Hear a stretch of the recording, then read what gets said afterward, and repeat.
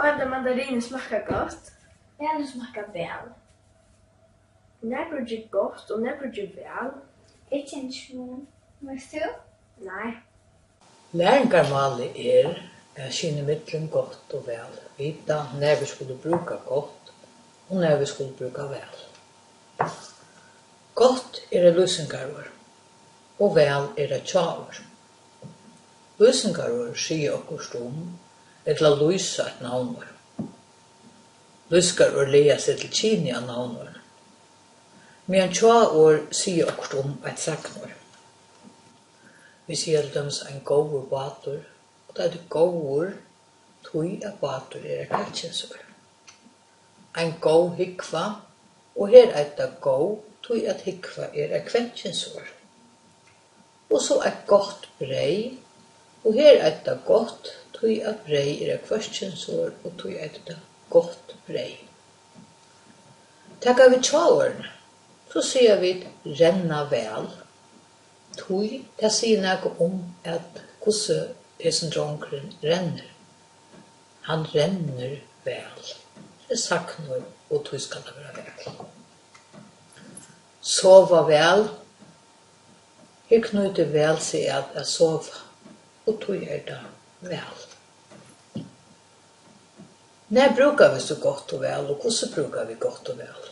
Vi kan si at et godt brei smakar vel. Godt og brei hører saman, og tog skal det være et løysingarord som løyser breie. Og smakkar jo saknord, og tog skal det være smakkar vel. Gjør vi setningen en løysingarøvelse, så kan vi si mer damar vel godt brei. Og her det tog at vel knytter seg at damar, og om damar, eller at dama som saknord, og godt brei knytter seg at navnorden, og tog skal det være godt brei. Men vi skulle lære månen mellom gott og vel. Ja, hvor månen? Så får jeg vite når vi skulle bruka godt og vel. Det skulle si at godt og vel stipendast. Og vi til at godt et eller gåvor et løysingarord, så bendes det vi kino. Og ta bendes det kalkinsord, gåvor, bedre bestor, gåv, bedra, besta.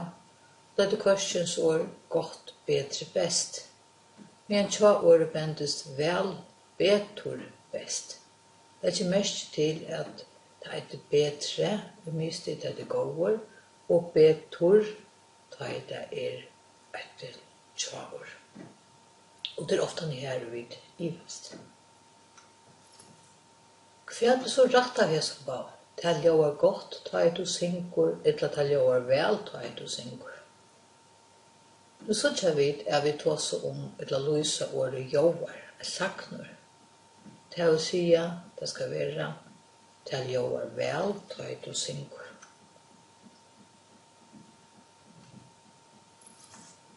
Skal det være hun ser godt ut, eller hun ser så vel ut? Her en syndetropesporninger, og nekve av å kunne hava nok. Veldig ofte hun ser så godt ut, men det skal være hun ser så vel ut. Tui, det sier jeg kommer suttja. Og tui skal det være hun ser så vel ut. Skal det være vant betur vever i morgen, eller vant betre vever i morgen. Og her så ikke vi at det sier noe vekkere, det vil si at det løysingarord. Og så skal det være vante bedre vever i morgen. Skal det være sureple smakker bedre enn appelsin, eller sureple smakker bedre enn appelsin. Vi vet at et sureple smakker vel, så det sier noe saknor jeg smakker. Og så skal det være sureple smakker bedre enn appelsin. Tui det bendest vel, betur, best. Ein god regla godt og ringt og vel og ytla høyra saman. Takkar vi til grunnstiget til godt vevor, så kunne vi si at det ringt vevor. Vi kunne eisen si at det smakkar vel, men vi kunne eisen si at det smakkar illa. Til å si vel og illa skulle greipa sammen, og godt og ringt. Vi minst sier vi til betre vever, eller til verre vever. Det smakkar betur, det smakkar verre. Her det ganske synd verre i kino at det det verre i baven for. Og i hastige sier vi til av besta vekre, eller til av besta vekre. Og så sier vi at det smakkar best, eller at det smakkar vest. Og her kommer så jamona til det besta og vest. Så det en god regel at hava for å kjenne midtelen når vi bruker godt og vel.